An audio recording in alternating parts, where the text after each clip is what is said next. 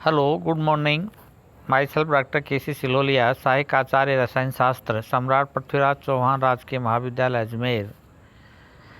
MDS university के पाठ्यक्रम के अनुसार एटॉमिक स्ट्रक्चर के पार्ट 5 का अध्ययन कर रहे हैं, जिसमें सबसे पहले एटॉमिक स्ट्रक्चर के पार्ट 5 में हम शेप ऑफ एस.पी.डी. व ऑर्बिटल की बात करेंगे और उसके बाद में हम हाब्बो प्रिंसिपल को बताएंगे। एस.पी.डी. ऑर्बिटल की शेप के बारे में अध्ययन करने से पहले अपने बताएंगे कि ऑर्बिटल किसे कहते हैं। इसके लिए फिर डिफाइन करने के लिए हमने दो प्रकार से बताया है। सबसे पहले हम बता रहे हैं कि न्यूक्लियस के चारों ओर 3 डायमेंशनल में वह स्थान जहां इलेक्ट्रॉन पाए जाने की प्रोबेबिलिटी अधिकतम हो उसे हम ऑर्बिटल कहते हैं। सेकंड थिंग, सराउंडिंग इक्वेशन के आधार से जो सॉल्यूशन सही आया उसके बेस पर हम ये कह रहे हैं कि जहाँ साई का मान मैक्सिमम हो उसे हम ऑर्बिटल कहते हैं। इस प्रकार साई व आर के मध्य यदि ग्राफ लोड करें और उसमें पाएँ कि साई का मान मैक्सिमम जहाँ है वहाँ इलेक्ट्रॉन पाए जाने की संभावना है। जैसे 1s कक्षक के लिए हम बात कर रहे हैं, जिसे गोलाकार कक्षक बताया है, और इस गोलाकार कक्षक में न्यूक्लियस के जस्ट पास में डेंस पार्ट इंडिकेट करता है कि यहाँ इलेक्ट्रॉन पाए जाने की प्रोबेबिलिटी मैक्सिमम है, अतः इसे ऑर्बिटल कहते हैं। इसको ग्राफ के द्वारा ही बताया गया कि ये आर और इस साई स्क्वायर में ग्राफ लोड कर रहे हैं, जहाँ ये जो डिस्टेंस है, ये पॉइंट है, ये न्यूक्लियस है। न्यूक्लियस के पास में इलेक्ट्रॉन पाए जाने की संभावना अधिकतम बताई, इसलिए साई स्क्वायर का मान भी अधिकतम हुआ। और जैसे जैसे न्यूक्लियस से दूर की तरफ गए वैसे वैसे साई स्क्वायर का मान कम होता गया, अर्थात इलेक्ट्रॉन पाए जाने की संभावना कम होती गई। इसलिए इसके मध्य जो ग्राफ है उसमें साई का मान जहाँ मैक्सिमम है वहाँ इलेक्ट्रॉन पाए जाने की संभावना है, और इसे हम ऑर्बिटल कहते हैं। इसी प्रकार से नंबर 2, यदि हम बात करें n = 2 l = 0, इसका अर्थ हुआ 2s ऑर्बिटल। यदि इस ऑर्बिटल की बात करते हैं तो हम सबसे पहले एक बात देख रहे हैं कि साई स्क्वायर का मान एक न्यूक्लियस के नज़दीक सबसे ज़्यादा है। उसके बाद में जैसे जैसे हम नीचे जा रहे हैं वैसे वैसे आर का मान बढ़ रहा है और साई का मान कम हो रहा है, अर्थात न्यूक्लियस से दूर जाने पर इलेक्ट्रॉन की पॉसिबिलिटी 0 हो गई, एक पॉइंट पर 0 हो गई। इसे हम नोडल प्लेन कह रहे हैं। और फिर उसके बाद में वापस हम आर का मान बढ़ाते हैं तो साई स्क्वायर का मान बढ़ता है और एक मैक्सिमा आता है, वहाँ इलेक्ट्रॉन पाए जाने की संभावना अधिकतम है। तो ये स्थिति 1s के लिए फर्स्ट वाली, और ये नंबर 2 स्थिति है 2s के लिए, जिसको हम ऑर्बिटल स्ट्रक्चर्स में इस प्रकार से बता रहे हैं।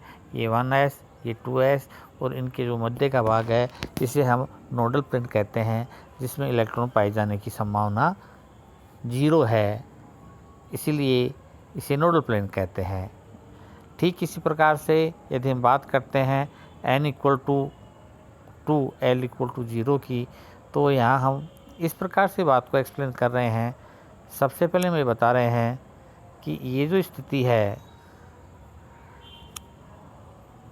स्थिति है इसमें हम ये देख रहे हैं कि यहाँ p ऑर्बिटल हो गया, 2p ऑर्बिटल हो गया।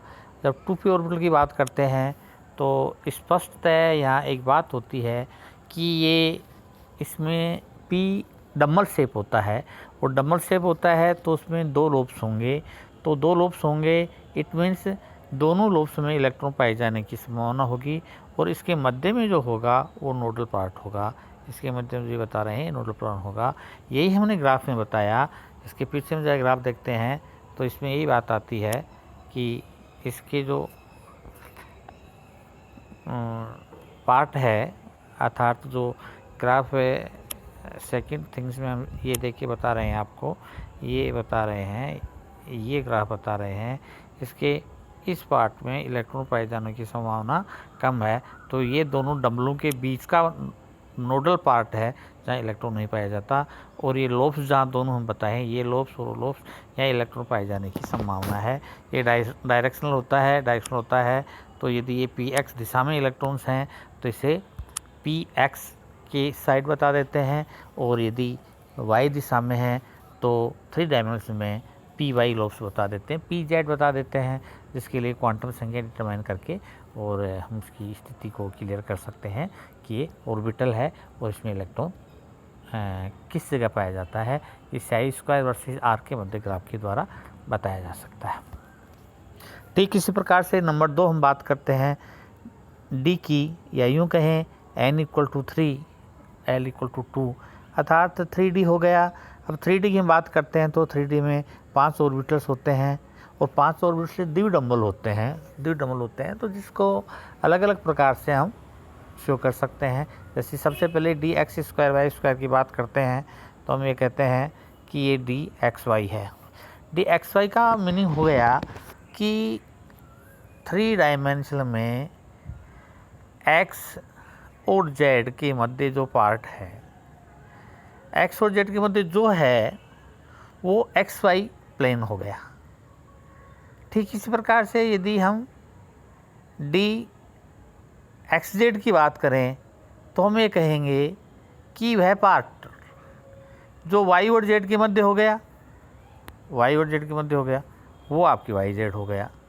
इसी प्रकार से yz जो है वो 3 डायमेंशन में y और x के मध्य होगा, तो उसको हम कह देंगे आपको dxz। इसी प्रकार से x² y² एंड dz², ये 3 डायमेंशन डबल सेम में होते हैं, जिसे हमने शो कर दिया।